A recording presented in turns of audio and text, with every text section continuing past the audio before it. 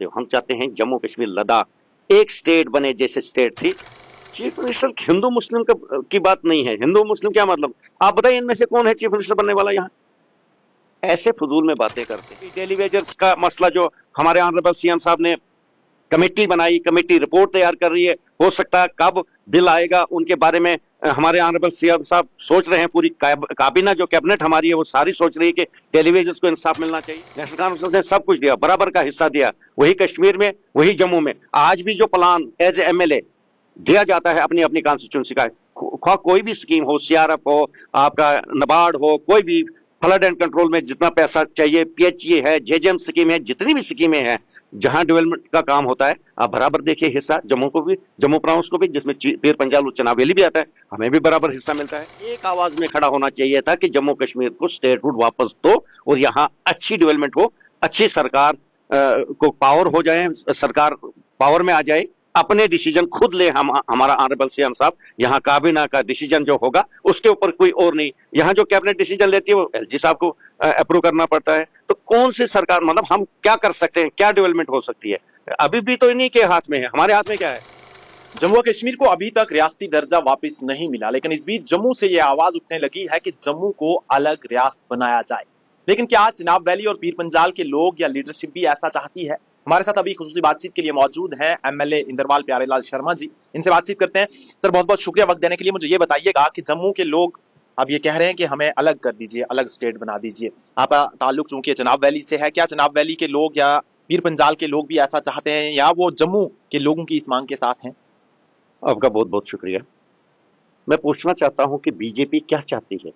पहले ही जम्मू कश्मीर के दो टुकड़े किए, लद्दाख को अलग किया गया, जम्मू कश्मीर को अलग किया गया, अब क्या तीसरा हिस्सा बनाना चाहते हैं?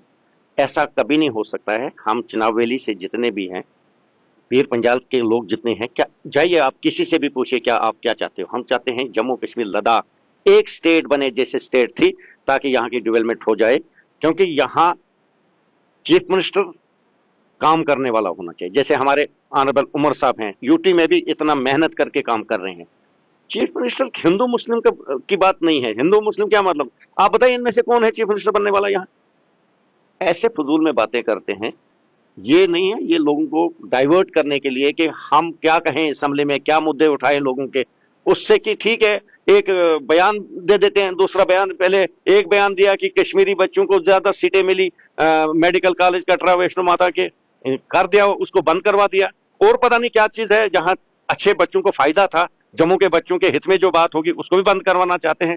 अभी डेली वेजर्स का मसला जो हमारे ऑनरेबल सीएम साहब ने कमेटी बनाई, कमेटी रिपोर्ट तैयार कर रही है। हो सकता है कब बिल आएगा उनके बारे में हमारे ऑनरेबल सीएम साहब सोच रहे हैं। पूरी काबीना जो कैबिनेट हमारी है वो सारी सोच रही है कि टेलीविजन को इंसाफ मिलना चाहिए। और जब भी असेंबली होती है वो उनको प्रिक करते हैं, जाइए सीएम साहब के ऑफिस का घेराव कीजिए, सेक्रेटरीट का घेराव कीजिए। क्यों?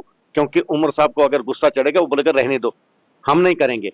ये नुकसान करना चाहते हैं लोगों के, भलाई नहीं करना चाहते हैं। ये बेफजूल बातें हैं। आपको क्या लगता है असली मुद्दों से लोगों की तवज्जो भटकाने के लिए सब किया जा रहा है? सिर्फ भटकाने के लिए, सिर्फ भटकाने के लिए। आज उठाते हैं डेली वेजेस की आवाज, आज बाहर से हड़तालें करवाते हैं। जो 10 साल इनके थे, एलजी शासन था, इनके 3-4 साल अपने थे, पीडीपी बीजेपी की सरकार, क्यों नहीं डेली वेजेस का मुद्दा हल किया इन्होंने? आज क्यों चलाते हैं? जब हम करने जा रहे हैं, हमारी सरकार करने जा रही है, हमारे ऑनरेबल सीएम साहब इनका मसला हल करने जा रहे हैं, आज क्यों चीखते हैं? अपना सियासी बेनिफिट उठाने के लिए। इनसे वो सवाल नहीं पूछते हैं कि भाई तुम लोगों ने जब सरकार में थे, तुम्हारा एलजी शासन था, तब क्यों नहीं किया? आज जब हम करने जा रहे हैं, कमेटी बनी है, थोड़ा टाइम लगेगा, तो आज उनको उकसा रहे हैं, हम आपके साथ खड़े हैं, आपको परमिट क्यों नहीं किया जाता? क्योंकि मुद्दा है इनके पास है ही नहीं कुछ। अब ये कहा जा रहा है कि 75 सालों से जम्मू के साथ डिस्क्रिमिनेशन हुई है जी, अगर स्टेट मिल जाए तो ये डिस्क्रिमिनेशन खत्म हो। क्या नहीं है जम्मू में? आप मुझे बताइए, कश्मीर जम्मू से ज्यादा क्या क्या वो कौन सी डेवलपमेंट हुई है? फ्लाईओवर, हाईवेज, हर चीज वहां भी बनती है, एम्स वहां भी हैं, एम्स यहाँ भी बनते हैं, डिग्री कॉलेज जितने हैं, यूनिवर्सिटियां जितनी है, जम्मू में भी है, कश्मीर में भी है। किस चीज की कमी है? आप देखिए पीछे एक एज ए सीपीडब्ल्यू जो स्टेप उठाया हमारे एजुकेशन मिनिस्टर साहिबा ने, उसमें किसके इनको हिसाब है कि जम्मू के कितने परमिट हुए, कश्मीर के कितने हुए? जम्मू के 840 परमिट ऑर्डर दिए गए और कश्मीर से अभी 400 ही हुई। तो ये कहने की बातें हैं। आप देखिए पीडीडी डिपार्टमेंट के लाइनमैन 360 ऑर्डर निकले, 360 ऑर्डर में से 240 ऑर्डर आपके जम्मू प्रांत के हैं। कुछ नहीं है, अलबत्ता फिर भी कहा जा रहा है कि एनसी ने आज तक जम्मू को क्या दिया? जो जम्मू ने दिया, आप ये अपना हिसाब दिए ना, इन्होंने क्या दिया? हम अपना हिसाब देंगे जम्मू को। इस जहां जब भी नेशनल कॉन्फ्रेंस की सरकार आई या पीडीपी एनसी की सरकार, ये कांग्रेस एनसी की सरकार आई, तब उन्होंने क्या किया इनके लिए? ये बताएं कि पीडीपी, बीजेपी और एलजी शासन में इन्होंने जम्मू को क्या दिया, ये जवाब दें।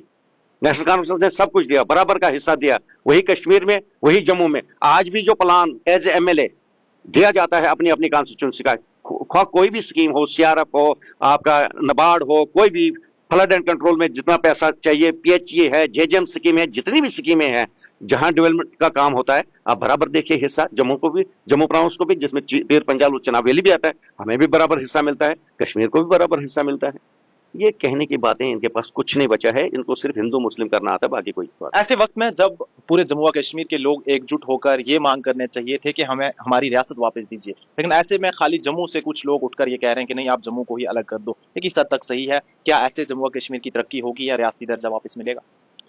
कभी नहीं होगी, और ये रियासत पीछे की तरफ जाएगी, ये यूटी आगे नहीं बढ़ेगी, क्योंकि हम सबको एक आवाज में खड़ा होना चाहिए था कि जम्मू कश्मीर को स्टेटहुड वापस दो और यहाँ अच्छी डेवलपमेंट हो, अच्छी सरकार को पावर हो जाए, सरकार पावर में आ जाए, अपने डिसीजन खुद ले। हमारा ऑनरेबल सीएम साहब, यहाँ काबीना का डिसीजन जो होगा उसके ऊपर कोई और नहीं, यहाँ जो कैबिनेट डिसीजन लेती है वो एलजी साहब को अप्रूव करना पड़ता है। तो कौन सी सरकार, मतलब हम क्या कर सकते हैं, क्या डेवलपमेंट हो सकती है?